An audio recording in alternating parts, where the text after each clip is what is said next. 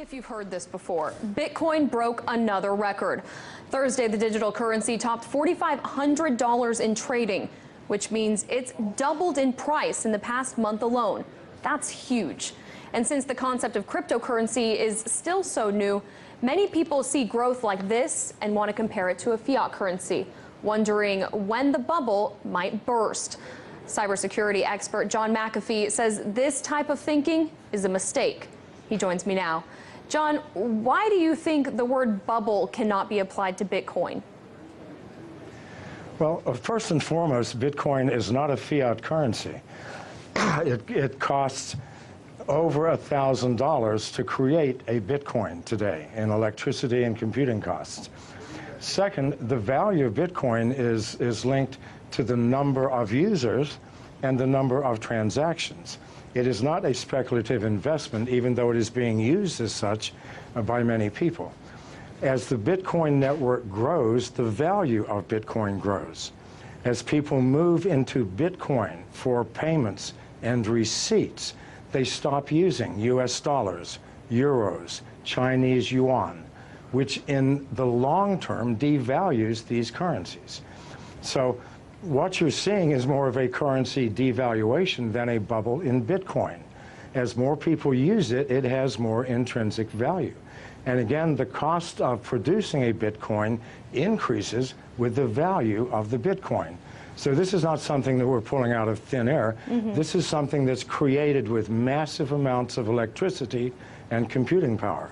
Well, someone who disagrees with you on the term of bubble when it comes to Bitcoin is Mark Cuban. Back in June, he tweeted, "I think it's a bubble. I just don't know when or how much it corrects." When everyone is bragging about how easy they're making money, that equals a bubble. Now, when he tweeted that, Bitcoin dipped in price. So how can one person's random Twitter thread have that effect on the price? And what does it say about Bitcoin's stability? Well, it says nothing about Bitcoin stability. After it dropped $500, it's now at 44.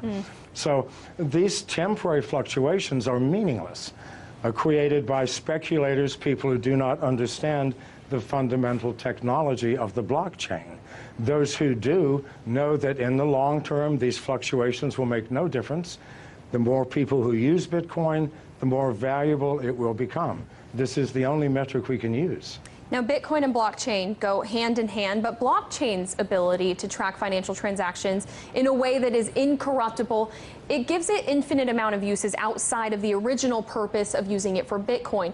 Do you see blockchains overtaking certain aspects of the financial system as we know it now? It will take over all aspects.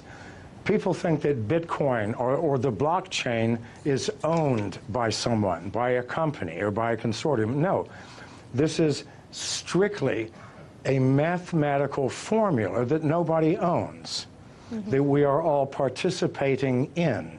And we use the blockchain for everything from fixing supply chain problems in corporations to verifying the authenticity of the sender and receiver in a financial transaction. It is the most powerful technology that the world has seen, I believe, since the invention of agriculture. Now, John, we've showed our viewers Bitcoin's rise just in the past month, and we can show it to them again if it's up there. But on July 17th, 1 month ago, you tweeted that Bitcoin's low of 1,800 yesterday simply could not be maintained.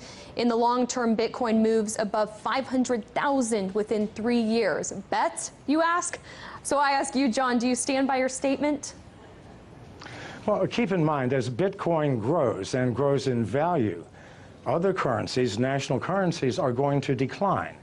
So the advantage to using Bitcoin, the advantages are huge. If I do a wire transfer, it'll take me 24 hours. If I do a Bitcoin transfer, it takes me 30 seconds. It is instantaneous.